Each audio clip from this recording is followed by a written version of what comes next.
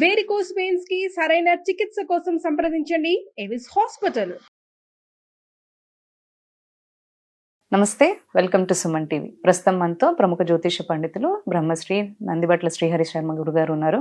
వీరితో ఈరోజు కొన్ని విషయాల గురించి మనం చర్చిద్దాం. నమస్తే గురుగారు. వాగర్థావివ సంపృక్తో వాగర్థ ప్రతిపత్తయే జగతః పితరౌ వందే పార్వతీ పరమేశ్వరౌ.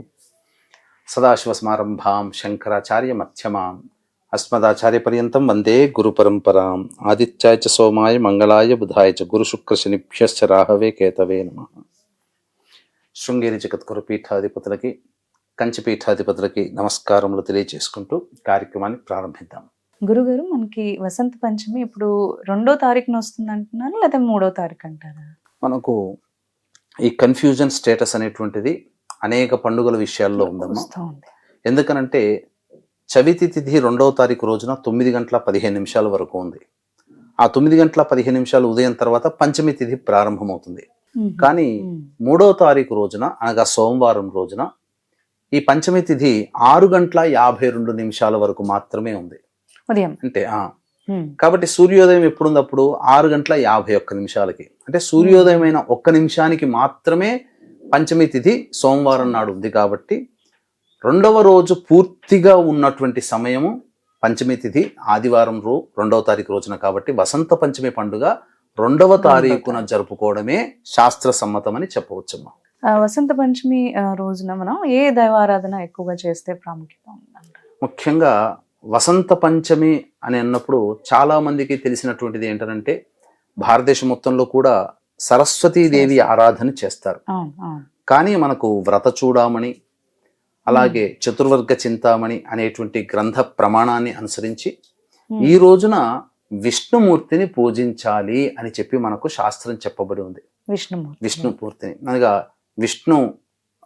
విష్ణుమూర్తి మరియు అమ్మవారు ఉన్నటువంటి చిత్రపటానికి ఎర్రటి పూలమాల వేసి చక్కగా విష్ణు సహస్రనామ పారాయణం ఇంట్లో కానీ లేదా తులసి చెట్టు దగ్గర ఆవునేతితో దీపారాధన చేసి విష్ణు సహస్రనామ పారాయణం అనేటువంటిది చేయాలి. ఖచ్చితంగా ఈ రోజు విష్ణు సంబంధమైనటువంటి దేవాలయాల్ని దర్శనం చేసుకోవాలని చెప్పి మనకు చెప్పబడి ఉందమ్మా. అంతేకాకుండా ఇంకా విశేషంగా ఈ అమ్మవారు జన్మించినటువంటి అనగా సరస్వతి అమ్మవారు జన్మించినటువంటి రోజు ఈ వసంత పంచమి. మనకు వసంత ఋతువు కొన్ని గ్రంథాల ప్రకారం వసంత ఋతువు ఇప్పుడే ప్రారంభమవుతుందని చెప్పి మనకు చెప్పబడి ఉంది. అందుకనే మీరు గమనించుకున్నట్లయితే ఈ జనవరి సంక్రాంతి తర్వాత ఆకులన్నీ కూడా రాలిపోతూ ఉంటుంటాయి. ఈ పంచమి తిథి నుంచే కొత్తగా చిగుళ్ళు వస్తుంటాయి. అనగా ప్రకృతి ఆహ్లాదంగా పచ్చగా కనబడుతుంది. అంటే పచ్చదనం ఎప్పుడు చూసినా గానీ మనసుకి ఆహ్లాదం అనేటువంటిది కలుగుతుంది. కాబట్టి ఈ వసంత పంచమి నుంచే అనగా ఈ శ్రీ పంచమి, మదన పంచమి ఇలా అంటుంటారు. కాబట్టి ఈ పంచమి తిథి నుంచే ప్రకృతి అందంగా ఆహ్లాదంగా కనబడుతుంది. మనకు ఆ యొక్క ప్రకృతిని గనక మనం చూసినట్లయితే ఏదో తెలియని ఒక సంతోషం, ఉత్సాహం మనకు కనబడుతూ ఉంటుంది. అంతేకాకుండా ఈ రోజున ప్రధానంగా విశేషముగా సరస్వతి అమ్మవారిని కూడా పూజ చేయమని మనకు శాస్త్రం చెప్పబడి ఉంది. కాబట్టి సరస్వతీదేవి ఆరాధన కూడా చేసుకోవాలి. అంతే ఎలా చేసుకోవాలి అనేటువంటి విషయానికి కనుక వచ్చినట్లయితే చక్కగా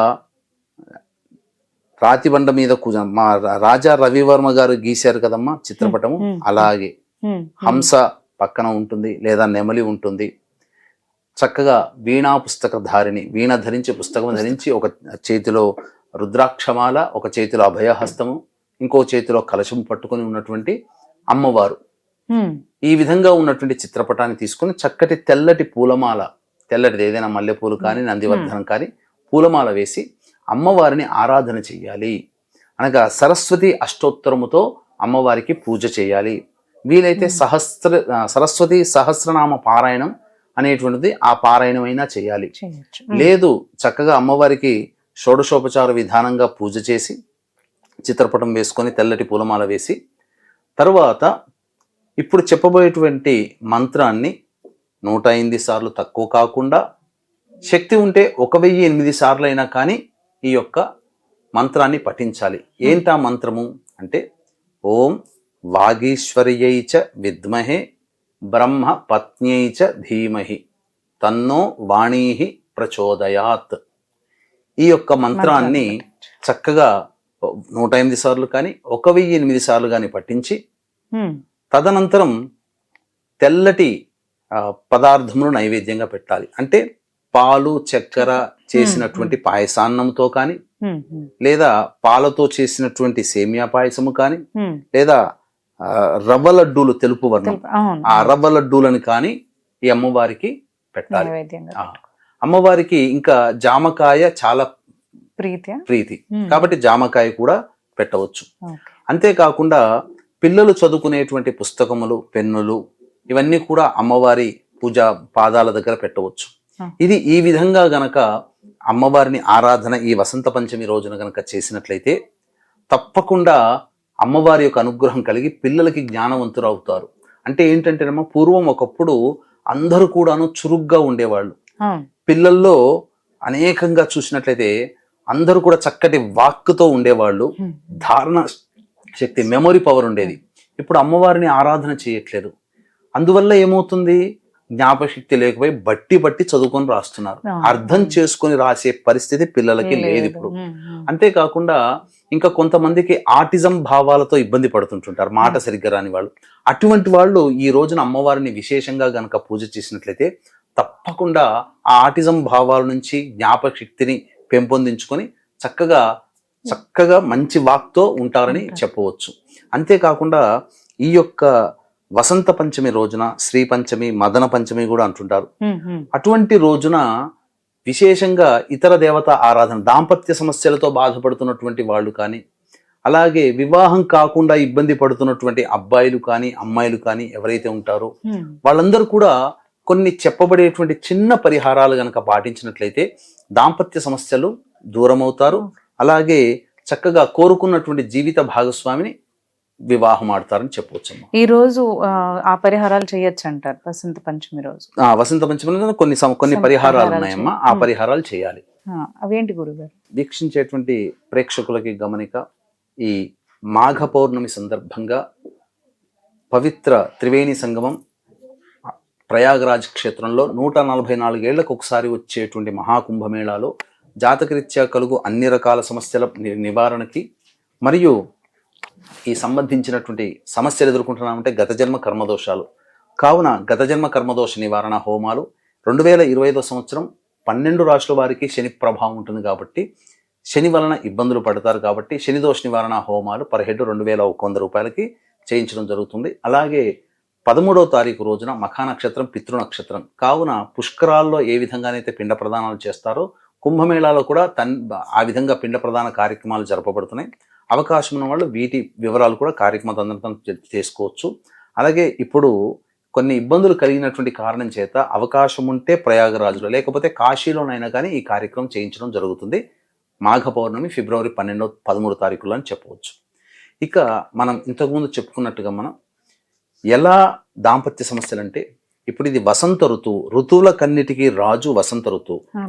అలాగే కోరికలని, అభిమానాన్ని, ప్రేమని పెంపొందించేవాడు కామదేవుడు, రతీదేవి సహకరిస్తుంది. కాబట్టి ఈ ముగ్గురు చక్కగా ఉంటేనే దాంపత్యం, ఎవరి జీవితంలో ఈ ముగ్గురు ప్రధాన పాత్ర పోషిస్తారో వాళ్ళ జీవితంలో దాంపత్య జీవితంలో ఆనందంగా జీవించగలుగుతారు. కాబట్టి ఈ రోజున రతీదేవిని, మన్మథ రతీదేవిని, అలాగే ఈ సంబంధించినటువంటి వసంత ఋతువు అయినటువంటి రాజుని ఆచరించాలి.